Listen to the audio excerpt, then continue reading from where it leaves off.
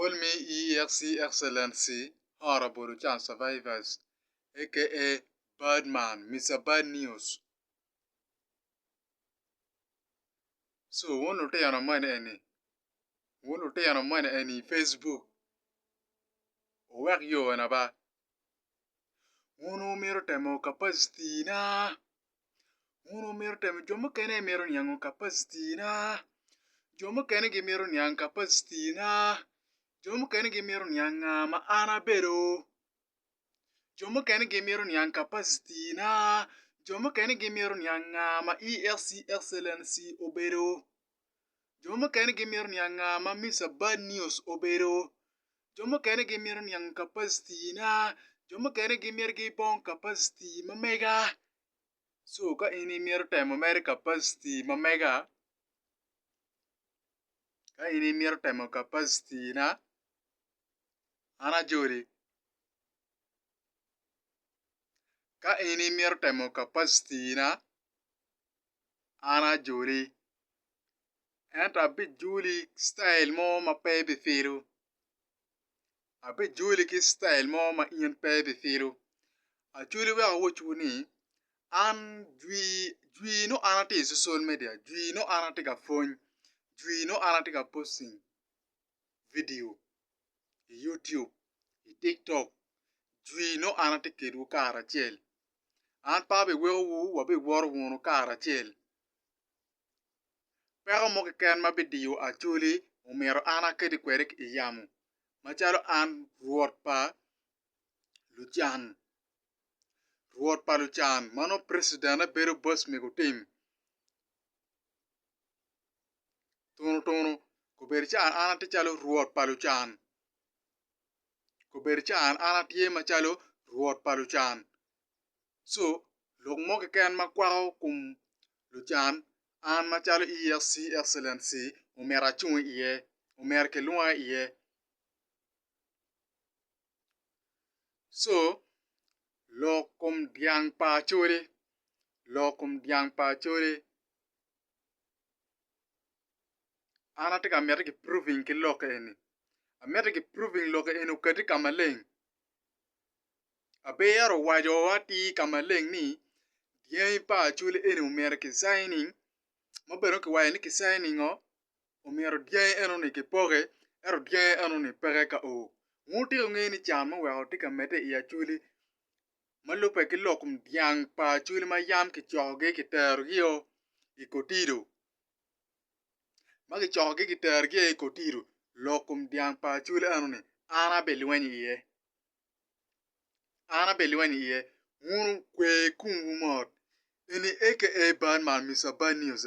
Anda lo ngati mo ken la tela mo ken an this time abiloyo. Piano ana tika chwala tika proving duonu malo. Lokum diang pa chuli enini. Lokum diang enini. Kibi proving kibi kero loke kamaleng. Abe yar bugamo loke. Pian this time wadeg nwar Luchan. Luchan jemu. Ana te ruot pa Luchan.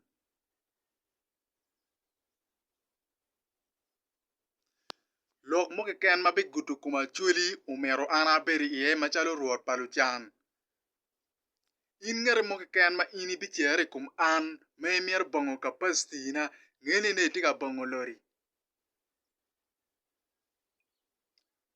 Ingere mo ke ken me mier ne mere ilwen ki an.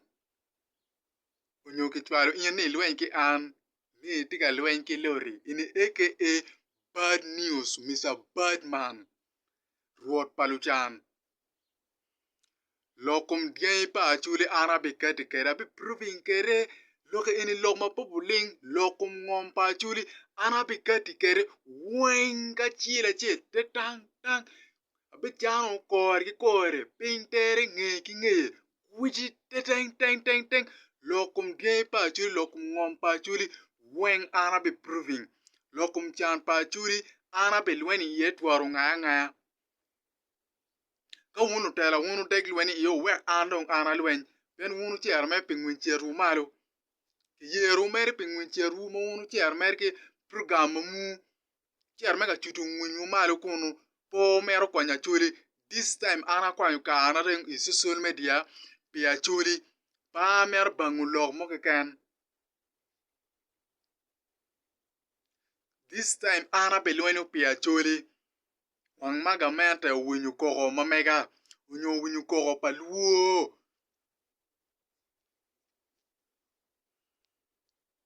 Utamane en wuna yeto modo romlok en ke yuwer Museveni ka gota.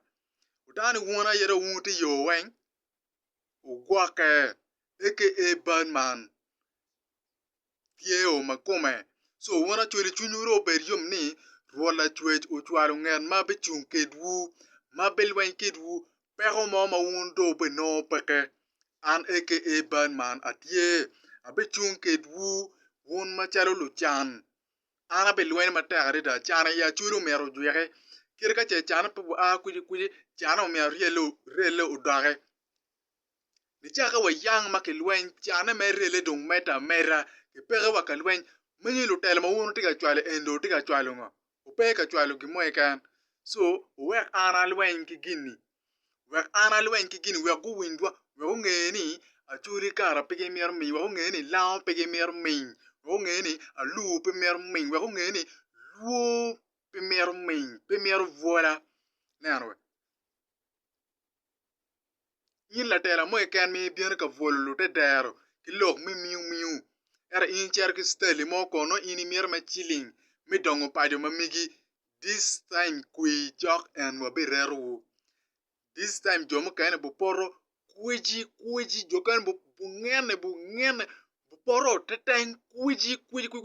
This time aka Birdman Mr. Bad News ruot pa acholi ruot pa laung ruot pa luo era ye an call me EXC Excellency Horrible Child Survivors aka Birdman dwi no anati kwedu in social media Ruola chwedu gwogwo